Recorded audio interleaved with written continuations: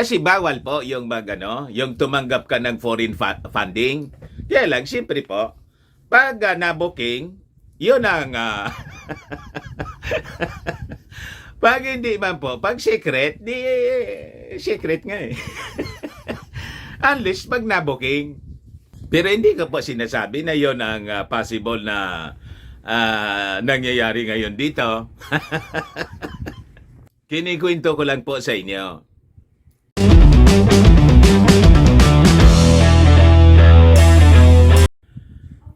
Sampung mga agencies pala mga kababayan ng ating gobyerno ang tinanggalan ng confidential funds para mga kababayan ibigay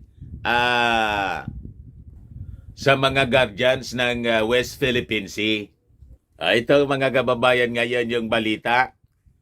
10 agencies, secret funds, chap to boost West Philippine Sea Guardians budget, sabi po ni Congresswoman Estela Quimbo. Di ba ayos na ayos? Ito yung tama na dapat ginagawa po. Mabuhay kayo dyan sa Kongreso. Di paano na yan si Inday Mr. Maravillas? Wala bang problema po si Inday? Resourceful po si Inday. Marami naman din siyang kaibigan. A day after nga po, mga kababayan na tanggalan siya ng confidential funds. Kamit agad ni Inday po yung isang Chinese governor. Ikaw niya, Mr. Maravillas. Yun naman talaga po. Iwan ko kung nagkataon lang. Ito po siya, oh. Nakita din niya, oh. Sara meets Chinese governor. Ayos. But before ko mga kababayan na ibigay sa inyo yung kwento, click subscribe muna dito sa ating YouTube channel and hit the notification bell para lagi po kayong updated sa mga kaganapan dito sa ating bansa. Like and share na rin po ninyo ng ating video at huwag na rin po ninyo na skip yung ating mga commercial ads para tuloy-tuloy lang ang pag-unlad ng bagong Pilipinas, the land of fear. Nya automatic pala niya, Mr. Maravillas. Kausap yung Chinese governor ni Inday. Automatic. Nagipag-sisterhood po at may mga negosyo na ipapasok yung China, yung isang province, mga kababayan ng China, dito sa ating bansa. Kaya unbothered po. Unbothered po si Inday. Naramihan niya akong barkada. So, ito yung balita ngayon mga kababayan. Yan po, 10 agencies, secret funds. Chap to boost WPS Guardians budget, sabi po ni Quimbo. There are 10 agencies so far that have been affected in the House of Representatives leadership's quest to cut confidential and intelligence funds or CIF at i-allocate niya ito sa mga opisina in charge sa pag-defend ng ating territory, yung ating West Philippine Sea. Sabi po ni Marikina 2nd District Congresswoman Estela Quimbo. Pero anya, Mr. Maravillas, parang tama yung analysis mo na may basbas dito si House Speaker Martin Romualdez. Yun din nga po, mga kababayan, yung reading ni Congressman Edsel Lagman. Siyempre, alangan man po na gagalaw yung Kongreso. Siya yung Speaker of the House. Siya yung boss. Ito yung sabi ni Lagman, mga kababayan. May basbas si Speaker. Lagman happily surprised with House reallocation of OBP, DepEd confidential funds to security agencies. Yun din ang basa niya. Aligned ngayon, mga kababayan, yung ating mga discussions. Baka napanood na niya, Mr. Maravillas ni Edsel. Pero sa totoo lang, tama po yung naging aksyon ng Kongreso. Kaya nga marami po sa ating mga kababayang Filipino ang talagang natuwa. Ito yung tamang aksyon, mga kababayan. So sabi rito, in an interview with reporters, Kimbo said that they are still studying where they can remove the CIF and reallocate them to agencies that badly need such funding. Ang talagang grabe yung pangangailangan po ay yung ating mga security agencies, lalo yung Philippine Coast Guard, mga kababayan, yung ating armed forces, at saka yung Department of National Defense. So sabi rito sa balita, Kimbo, who is senior vice chairperson of the House Committee on Appropriations and also part of the small committee tasked to resolve individual amendments on the proposed budget, said that the Office of the Vice President and the Department of Education are included in the agencies whose CF would be cut. So it is final, mga kababayan. Sabi niya, as of now, of course, it was announced by Chairman Saldico that the confidential funds ng Office of the Vice President anya at saka yung Department of Education would be scrapped. Totally, mga kababayan. But with all honesty, we continue to study chop other funds of different agencies. So hindi lang po yung Office of the Vice President at DepEd, other agencies ng ating gobyerno, ang mga civilian agencies po. Yung dati siguro wala man, pero nakita siguro si Inday na hingi ng hingi. Sabi rito sa amin, sa aming salita po, natangadan. Naging modelo kasi natangadan. Si Inday nga, binigyan na niya si Inday. Ang dami pa. Hingi din tayo. So yun, isasama mga kababayan sa pinag-aaralan ngayon, natanggalan din ng confidential funds para ibigay po sa national security agencies po natin. Na yun man dapat talaga po ang may mga confidential funds, secret funds. Kasi sila po talaga yung may mandato na i-secure yung ating bansa, magsagawa ng mga intelligence gathering. Di ba? So sabi ni Kimbo, as of now, anya, the number of affected agencies is at 10. So of course, while we reduce the funds of some, we will reallocate this to those that need more. And it was indicated, sabi niya, in a statement from our party leaders, that our priority anya is to beef up the guardians ng West Philippine Sea, sabi ni Kimbo. Pero hindi pa man niya nire-reveal, mga kababayan, kung anong mga other agencies ng ating gobyerno yung tatanggalan po ng confidential funds. Sa Monday daw, they will start with the discussions. And later on, i-reveal nila kung ano yung mga other agencies na sinasabi niya rito. Maybe later, because that's an intense discussion na niya. But the key here is really, we have to rationalize.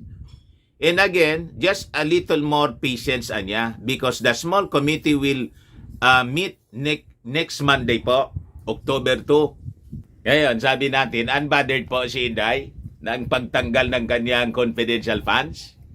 A day after, mga kababayan, na i-announce yung pag-alis sa kanyang secret funds, kausap agad niya yung isang governor ng China. Di ba? Ayan po. Sabi rito sa balita, Sara meets Chinese governor. Ayan po. Vice President Sara Duterte met China's Fujian Province Governor Xiaolong as the Chinese official flew to Davao City. Ato mga kababayan kay Inday, yung mga Chinese.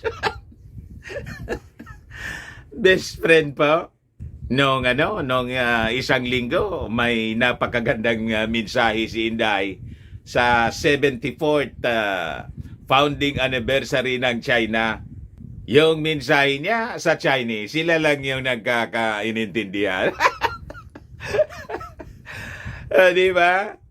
Sabi rito, the Vice President's father, former President Rodrigo Duterte, also met Xiao, according to her.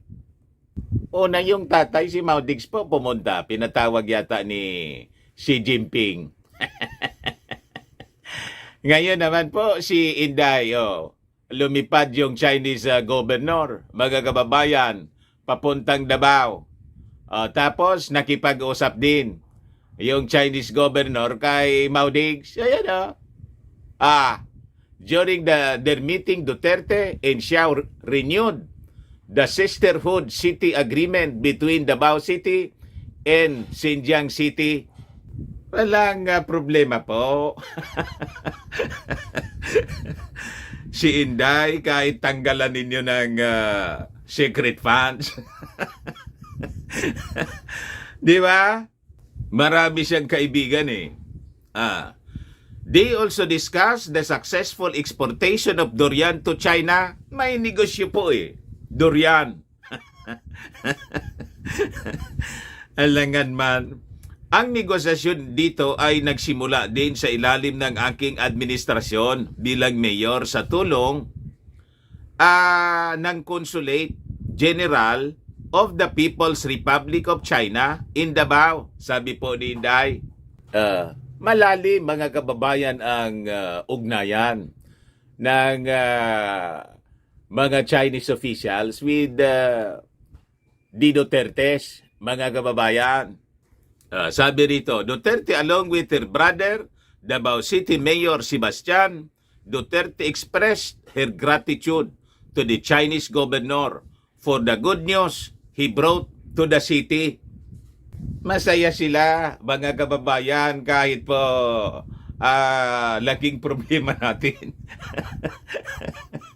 At si Inday, mga kababayan, wala man lang statement sa issue ng West Philippine Sea. Basta sila po masaya sa Davao. Kasi may mga Chinese na bibili ng durian. Ayos pa? Para niya, Mr. Maravillas, hindi ayos. Hindi ba ayos? Ito pa mga kababayan, yung isa pang barkada ng China. Si Quezon. Nandun pala mga kababayan si Senator Quezon. Cheese urges Philippines, China firms to enhance cooperation. Na-invite po si Cheese Escudero, mga kababayan, ng mga Chinese. Para niya, Mr. Maravillas, may Malaysia. Ako ayaw kong bigyan ng Malaysia po. Iwan ko sa inyo kung nakakalata kayo ng mga galawan. Pero ako, wala man po akong naalata. Basta nabasa ko lang dyan. Nagkataon lang na nagka-ugnay-ugnay. Nagkataon lang siguro mga kababayan na medyo yung pakakalatag lang siguro ng aking kwento. Sunod-sunod. Kasi yung events po kasi sunod-sunod. Nagkataon lang siguro mga kababayan. Pero ako, wala man akong wala man akong nakikita po. Iwan ko kayo. Ikaw anya, Mr. Maravillas, nagmamaang-maangang ka. Obvious ba ba? Ibigay ko na lang po sa inyo yung kwento. Sabi rito, Senator Cheese Escudero has called on Filipino and Chinese businessmen to work together to enhance economic cooperation between the Philippines and China. Di kaya niya, Mr. Maravillas, yung mga Chinese talagang gumagamit sila ngayon ng ibang pamamaraan para impluwensyahan yung ating mga political leaders. Yan yung sabi sa mga previous na mga balita. tulad ng doon po sa sa Australia na may mga Australian politicians po na kinaibigan ng mga Chinese. Para impluwensyahan po yung politika sa Australia, inabuking yung iba po sa mga Australian parliament members, pinupunduhan po pala ng mga Chinese. Para siguro mga kababayan maging sympathetic sa kanila. Sa Australia yun po. Dito sa Pilipinas, wala pa man pong confirmation. Mga duda pa man lang po ng ating mga authorities. Pero di ba Mr. Maravillas, bawal yan. Bawal po. Sa batas natin, bawal.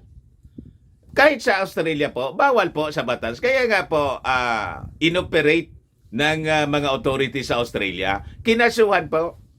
Kasi bawal po yung yung tumanggap ka ng foreign funding. Kaya lang, siyempre po, pag na-booking, yun ang pag hindi man po, pag secret, di secret nga eh. Unless pag na-booking. Pero hindi ko po sinasabi na yon ang possible na nangyayari ngayon dito. Kinikwento ko lang po sa inyo. Tapos, ako lang po, sinasabi ko sa inyo, mag-ingat po tayo sa mga pro-Chinese. Kasi baka ibenta po yung ating bansa. But anyway, ibigay ko na lang sa inyo yung kwento rito, mga kababayan sa Philstar, Manila Standard pala. In his keynote address at the Philippine Investors Roadshow na ginawa sa isang hotel, mga kababayan, doon sa Beijing, nandun pala si Quezon. Escudero also stressed the need for business leaders to set aside political issues hounding Manila and Beijing. Wag lang ninyo anyang papansinin yung away politika. Yung problema sa West Philippine Sea, tuloy lang anya yung negosyo natin. Ayos. Sa bagay, may punto din mga kababayan si Quezon. Sabi niya, he cited the need to focus on trade, which he said was a vital aspect of Philippine-China bilateral ties anya. Sabi mga kababayan ng senador, today anya we find ourselves in a unique situation as our nations currently have territorial differences. Escudero said at this forum, we have an opportunity to transcend political differences and focus on the economic potential that exists between our two nations, anya. It is crucial to recognize that economic cooperation can play a vital role in bridging gaps in moving toward a more harmonious future. Na-invite po si Chis Escudero, mga kababayan ng mga negosyante sa China.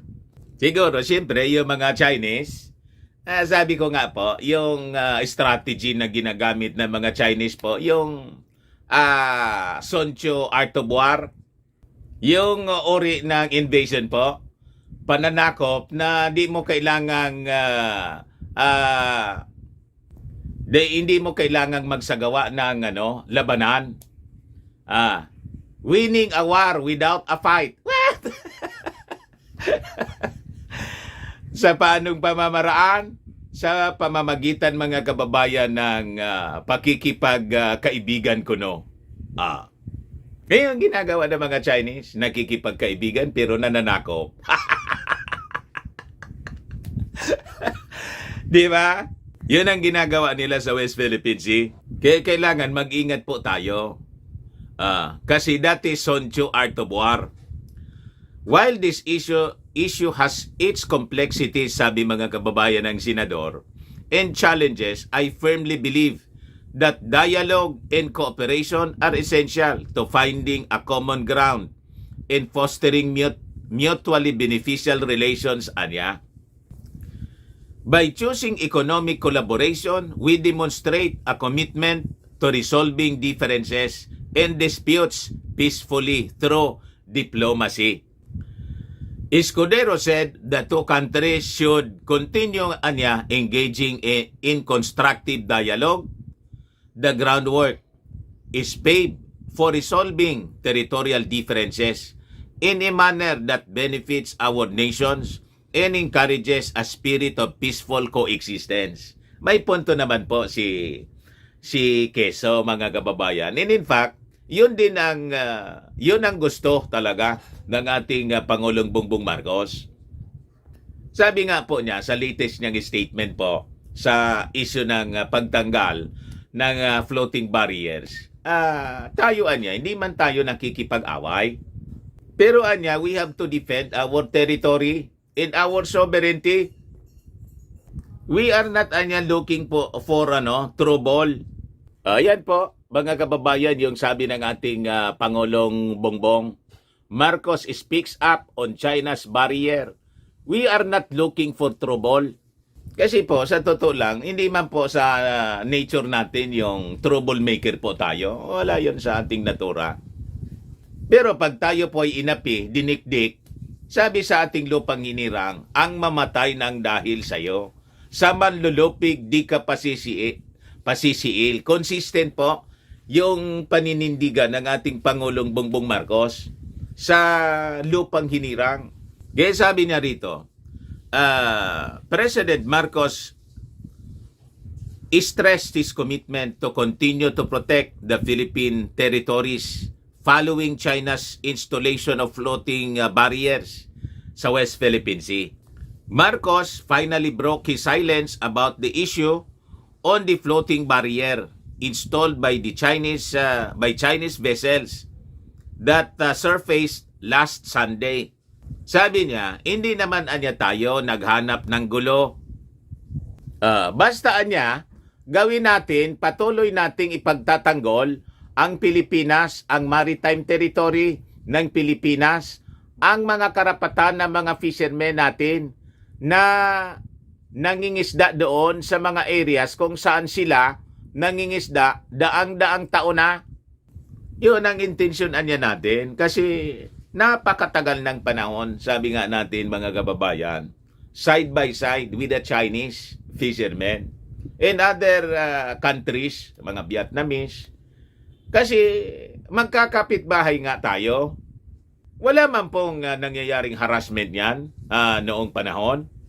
Kung may naubusan ng pagkain na mangingisdang Pinoy or Chinese, nagsishiran sila mga kababayan ng pagkain. Pag may nalubog na Chinese fishermen, sinasakluluan ng mga Filipino. Kung may mga Filipino din, mga kababayan na nalalagay sa peligro, ganon din yung ginagawa ng mga Chinese noon dyan. Pero ngayon, dahil naging mayaman na po yung China, at saka lumakas yung kanilang military, lumakas din yung pagiging sakim. Doon nagsimula mga kababayan kasi hinayaan ng mga previous administration. Nagkipagsabuatan kasi mga kababayan. Ayon, namihasa. The rest is history. Ito na tayo ngayon. Sabi ng ating Pangulo, he was refraining from using any hostilities, but the barriers needed to be removed. Umiiwas tayo sa mga maiinit na salita, ngunit matibay ang ating pagdepensa sa teritoryo ng Pilipinas.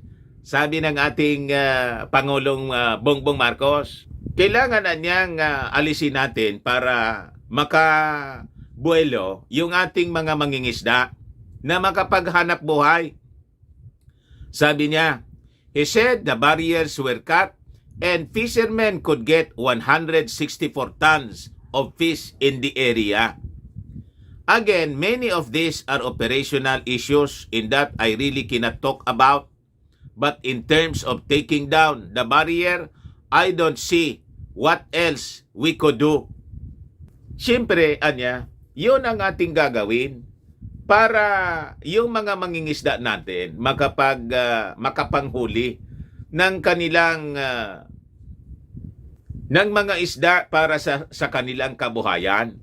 Ngayon, sabi po ni Executive Secretary Lucas Bersamin, pinag-aralan na nila yung pagpa-file ng kaso against sa China. Kasi lagi tayong tinututukan. Ayan po, lagi tayong tinututukan na niya. Philippine Malls, possible filing of RAPS versus China, sabi ni Bersamin. Sabi mga kababayan ni Bersamin in one interview that the Marcos administration is seriously considering filing another lawsuit against China. This is the position that the government will take most likely. We have always conducted our relations, a foreign policy on a strictly diplomatic tack anya. Wala tayong aggressiveness or aggression or what, sabi mga kababayan ni Bersamin. But whether or not we file another case against China is one of the options. And I think our lawyers are seriously giving this a study.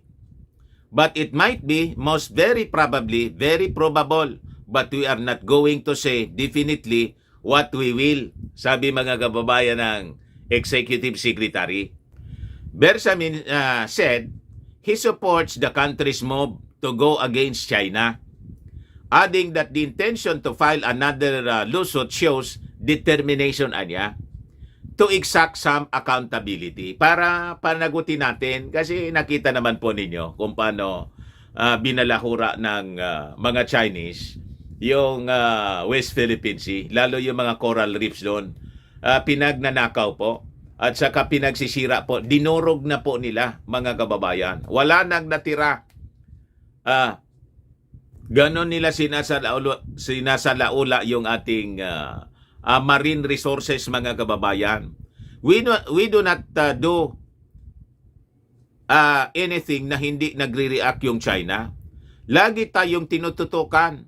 But you know that this is an administration that will not lose an inch of Philippine territory or sovereignty. Hindi niya yun hayaan ng ating Pangulong Bongbong Marcos. I cannot make a statement about China. Let us say it in general terms. We are out there to defend, sabi mga kababayan ni Bersamin. As he emphasized the need to defend the Philippine territory, especially ang ating West Philippine Sea. Alam mo, may point ang pagpa-file ng kaso. We litigate kahit hindi mag-participate niya yung China dahil ibig sabihin may resolve ka.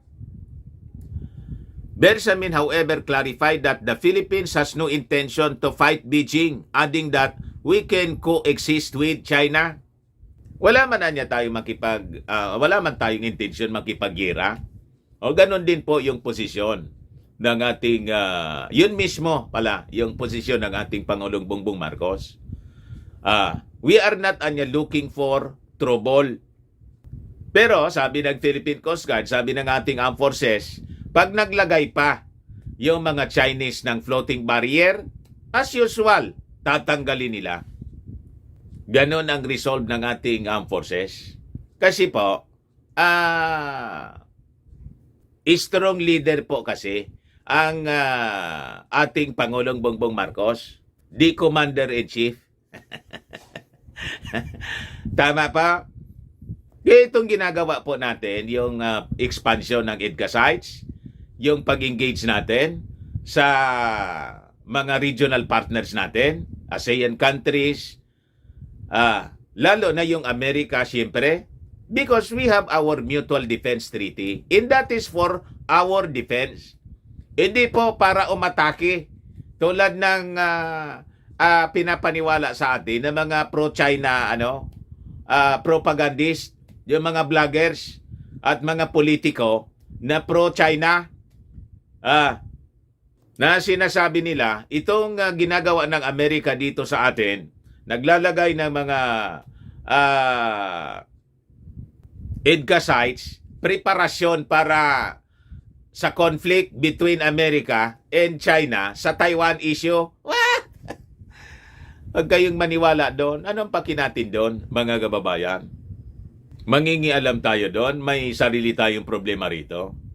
Kumbaga, mga kababayan, kung idadamay tayo ng China, ayon, siyempre, kung isasali tayo sa claim nila, i-claim nila siyempre yung Taiwan kasi territory nila. Pero isasama nila yung West Philippine Sea, ayon, siyempre we have to defend. Sa manlulupig nga po, sabi sa lupang hinirang, di ka pasisiil. Ganon. Ayan man lang mga kababayan, baka lang gusto ninyo pong itry. Firmax Firming and Lifting Cream, pinapahid po sa mga pulses and affected area. Mainam po sa paninigas na mga kaso-kasuan. Ito naman po, Automax Radiant Serum. Sa mukha naman yung application. Anti-aging po siya. You will look 10 years younger than your age. Sa mga cancer patients naman po, baka lang gusto ninyo itong itry. Nengxia Red Mix Fruit Drink. Ini man po siya gamot, food supplement siya. Kaya lang, gawa siya mga kababayan sa goji berry. Ang goji berry po, may anti-cancer properties. Yung mga inquiries ninyo, dumiretso na lang kayo sa aming messenger sa Facebook para masagot namin agad. Ayos! Ako po si Dante Maravillas. Bye-bye po. God bless.